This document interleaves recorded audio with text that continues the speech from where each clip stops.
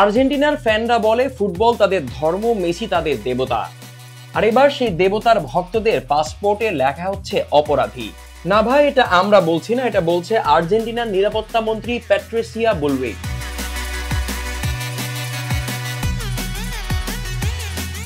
যুক্তরাষ্ট্রের দূতাবাসে গিয়ে তিনি জমা দিয়েছেন 15,000 আর্জেন্টাইন সমর্থকদের তালিকা, যারা ক্লাব বিশ্বকাপ স্টেডিয়ামে ঢুকতেই পারবে না। হ্যাঁ, ঠিক শুনেছেন, 15,000। এত মানুষ তো অনেকেই বিয়েতে নিমন্ত্রণও দেয় না, আর আর্জেন্টিনা ওদের সোজা দিচ্ছে ব্যান কার্ড।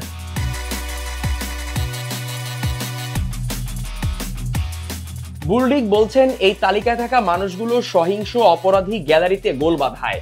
তাদের নিষিদ্ধ করাটা নাকি আর্জেন্টিনার জন্য সম্মানের ব্যাপার। অর্থাৎ বুঝতেই পারছেন, যে দেশের গ্যালারিতে ঢুকতে গেলে আগে পুলিশ ভেরিফিকেশন লাগে, সেই দেশ এখন বিশ্ব ফুটবলের সংস্কৃতির কথা বলে।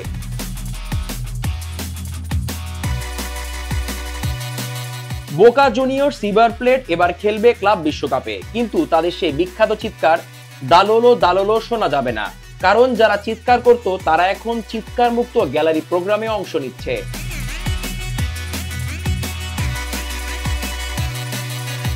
এবার যুক্তরাষ্ট্রে নতুন সংস্করণে শুরু হচ্ছে ক্লাব বিশ্বকাপ।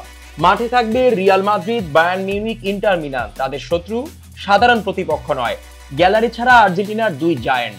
তারা কিভাবে পারফর্ম করে সেটা তো সময়ই বলবে, কিন্তু এই ঘটনা বলছে আর্জেন্টিনা খেলোয়াড়ের দেশ, গ্যালারির নয়।